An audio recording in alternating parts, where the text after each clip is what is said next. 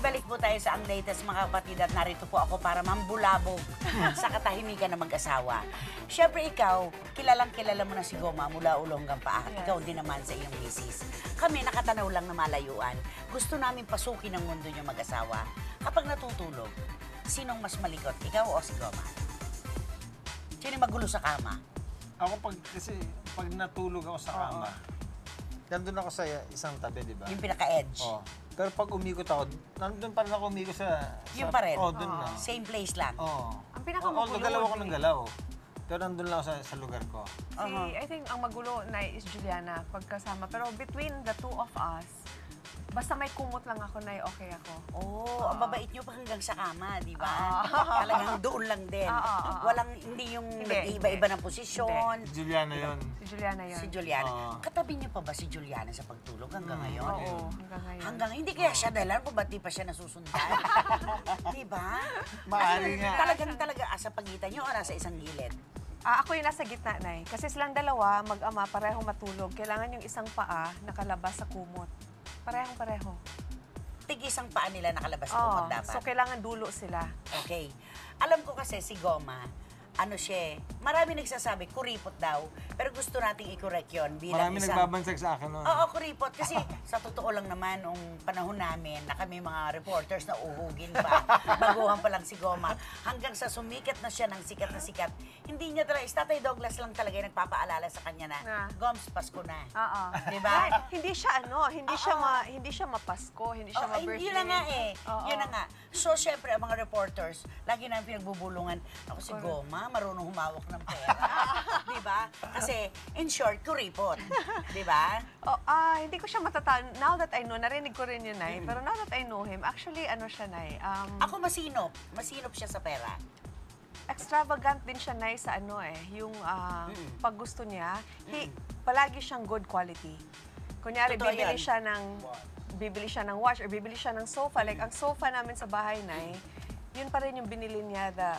Because ganong katagal na panahon. Kasi ang tibay-tibay. Doon naman siya, hindi siya yung bibili lang basta mura, hindi ganon. Gusto niya elegante. value for money. Pero paano kasi naalala ko at Christy, meron akong, hindi ko maalala kung sino nag-story sa akin. May isang lalaki na ang hilig niyang gumastos ng pera pagkasama niyang barkada, araw-araw. Artista rin. Talagang todo gastos. Hanggang sa dumating yung panahon na hindi na siya sikat. Wala ng pelikula, wala ng proyekto.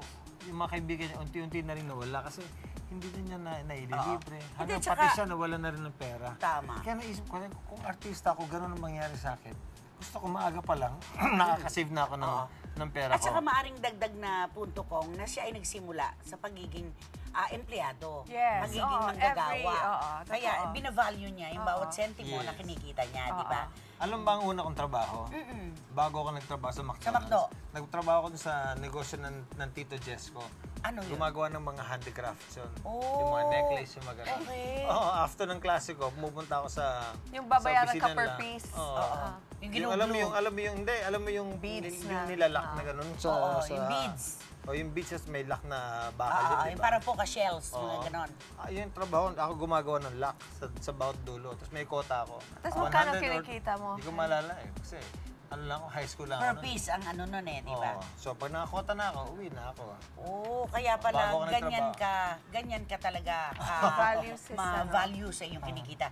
Sino ang emosyonal sa inyong dalawa? Ako yun. Kapag nagkakaroon ng hindi pagkakaunawaan, kasi napakatahimik ng buhay niyo, walang kontrobersiya, walang issue na nag-away kayo, o lumayas ka, or si Richard, sino mas tampurista sa inyo? Ako, Nay, generally speaking, emotional talaga. Kung nagbababad talaga ako. Whether it's a happy thing or a sad thing. Like, kaya, pag may nangyari sa akin na masaya, taon ko yun na... Tinitreasure. Taon ko yun na ninanamnam. Pero pag may nangyari rin na malungkot, that's the bad part is, hindi ako madaling maka-move on. Parang, Yun sasabi ko sa'yo, okay na yan. Just move on.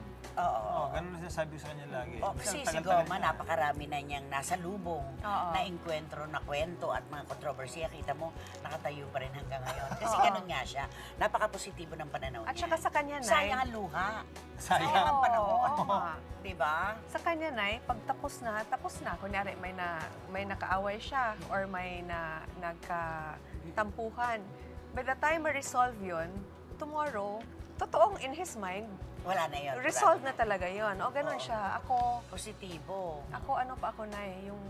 Oo. Dinadala Tsaang mo pa. nga. Yakap-yakap mo ba? Oo. Isa kang tsaa talaga. Oo. Eh di ba sabi nga ni Oprah, huwag na huwag mong i-entertain ang negative vibes in the morning kasi babaguhin niya ang energy mo sa Oo buong nga, araw. oo nga. Kaya I harangin believe mo na that. agad yun. Oo. Barilin mo na agad I yun. believe that. I believe Yun. that talaga. Totoo naman yun, Oo. di ba? Okay, sino una nakikipagbate pag nagkakaroon kayo ng tampuhan? Siya. Ako ba? Sa paanong paraan? Sa paanong paraan? Siya kasi, Nay, palagi niya sinasabi sa akin na ayaw niya yung... Simula pa lang ng relationship namin, sinasabi niya, pag may tampo ka or may sama ka ng loob, sabihin mo sa akin kasi hindi talaga ako manghuhula. Oo, tama, Hindi tama. yan uubra sa akin yung silent treatment kasi Yung cold shoulder treatment, yung gano'n, hindi ka nakausap. Nay, Hindi ko talaga maintindihan eh. at saka hindi rin siguro niya mararamdaman na ano siya, dense ba?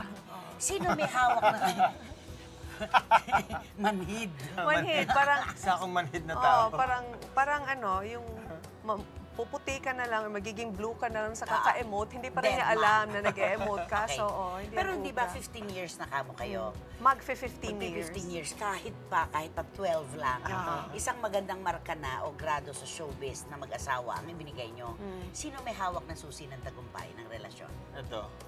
Ako? Oo naman. Siguro Ikaw naman talaga. Pareho both. tayo. Both. Pareho tayo. Oo, hindi I pwedeng- think it's a give and take Oo. relationship. Kasi I cannot give naman pag empty ako, di ba? Pag kunyari, wala akong... Ano ibibigay mo kung wala ka? Oo, kung wala akong nasasagap na Tama. pagmamahal from him, Pero wala rin ako malaki yung, maibibigay. malaking pinagbago ko nung naging mag-asawa kami ni Lucy. Oo, talaga. At saka Oo. eto, Ang dami niya na naibigay sa akin na naka-pave ng way na sa pag-iisip na kung saan ka nakulang, dun siya pumuno, ano? Yes. Parang ganon. Oo. Oo.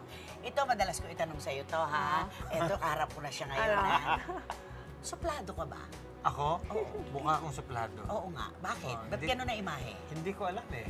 Siguro, I'm very competitive deep inside me. So, yung mga tao pag nakita nila ako na saan nakatayo lang ako, parang supla-suplado ko. Dala lang siguro ang kagwapuhan ko yun. Ayun! Pinakagusto namin sa kanya mata. Ikaw, ano? Matanay. Oo, di ba? Kay Lucy, anong pinakagusto mo, Goms? Ito, pinakagusto ko sa kanya, syempre yung kutis niya. Oo naman. Napakaganda ng kutis. See, uso ako sa kanya kasi Hindi, di ba, tsaka- Nay? kanina- Napakaganda rin ng mata niya. Kanina narinig ko, sabi niya, gusto niya nakapatay ang ilaw kapag kayo'y nakahiga na. Ikaw ang glow in the dark, eh. Oo nga, Ikaw kahit walang sa ilaw dilim, na. kitang-kita pa rin. Yes! Oo, champion! Di ba? Okay, Pasko na. Siyempre, ilang maliligayang Pasko na inyong pinagsaluhan kasama si Juliana. Oo. Siyempre, taon-taon hindi natatapos ang pagtatanong, ano ang Christmas wish mo para sa asawa mo? For now, na Christmas wish is victory. Okay. First things first. Usually, I'd say a baby for both of us. Pero parang 14 years ko nang... hinihiling. hindi naman 14 kasi 12 si Juliana. Pero immediately, I want victory. At yun din ang hiling ng buong showbiz para sa kanya. Oo. Ikaw naman, Goma, anong wish mo para kay Lucy? Ako, alam mo, kasi yung thinking namin yan is very focused on elections. Dahil nakita ko na napakaganda ng mga ginawa niya para sa distrito namin. Gusto ko ipagpatuloy niya. Dahil kung nakita ko naman na hindi niya ginagawa ng tamang trabaho, ako yung unang magsasabi sa kanya, itigil mo na yan. Oo. Sabi ko nga, kapag nakuha pa niya uli itong tropeyo sa pangalawang pagkakataon, ang ibig sabihin na nito ay pagsang-ayon. Correct. Approval to eh. Approval to. Affirmation, yes. Affirmation to. Diba? At ikaw naman, mauupo ka ngayon, ang susunod mo pa ang affirmation. Totoo yun. Diba? Thank you very much, honey, for being with us. We will pause for a break. We will come back.